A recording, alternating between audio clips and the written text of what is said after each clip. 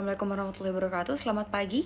Nama saya Nadira Zawaresika. Di sini saya akan membahas dinamika kompleks antara globalisasi dan masyarakat. Dalam bisnis internasional, perusahaan multinasional atau M&A tidak hanya beroperasi untuk profit semata. Merujuk pada materi sesi 5, kita mengenal konsep stakeholder trade-off.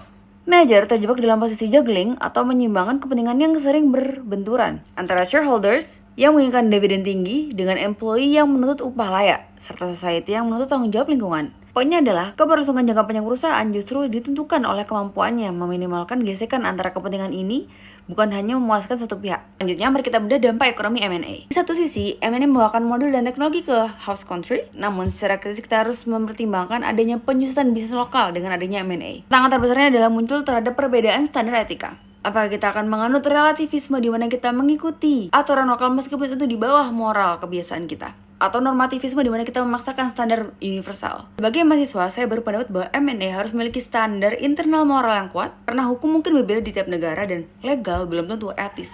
Penyuapan mungkin dianggap lumrah di beberapa yurisdiksi untuk mempercepat birokrasi, namun secara jangka panjang ini merusak integritas pasar dan menghambat keadilan ekonomi. Sebagai contoh yang konkret, mari kita lihat industri fast fashion global. This is 6,000 kilos of clothes. How long do you think it takes to throw out this many clothes in Australia? Say over 5 years? Lower. 1 year. No. You guys, you look fashionable. 2 weeks. 2 weeks, no. Guess how long it takes to throw out this many clothes in Australia? Have a guess. A week? 2 days? An hour. Lower. What?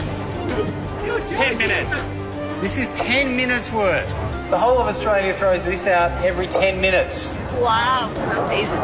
Wow. Banyak M&A memindahkan produksinya ke negara berkembang demi efisiensi biaya tenaga kerja. Ini elemen kunci yang kita bahas di sesi sebelumnya.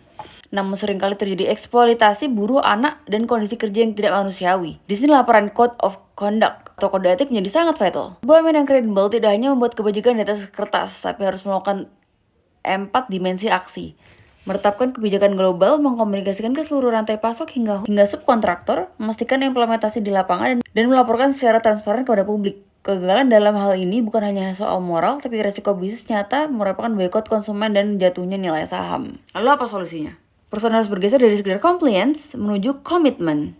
Pemerintah dan perusahaan harus bersinergi dalam isu lingkungan dan perburuhan. Kesimpulannya, globalisasi pasar memberikan akses kemakmuran namun tanpa landasan etika yang kokoh. Ia hanya akan menciptakan ketimpangan sosial. M&A masa depan adalah mereka yang bisa membuktikan bahwa keuntungan financial dan tanggung jawab sosial dapat berjalan beriringan tanpa harus mengorbankan salah satunya. Demikian presentasi saya. Analisa ini menunjukkan bahwa etika bukan lagi pilihan tambahan dalam bisnis, melainkan fondasi utama strategi internasional. Baik, terima kasih perhatiannya. Sampai bertemu di presentasi selanjutnya. Assalamualaikum warahmatullahi wabarakatuh.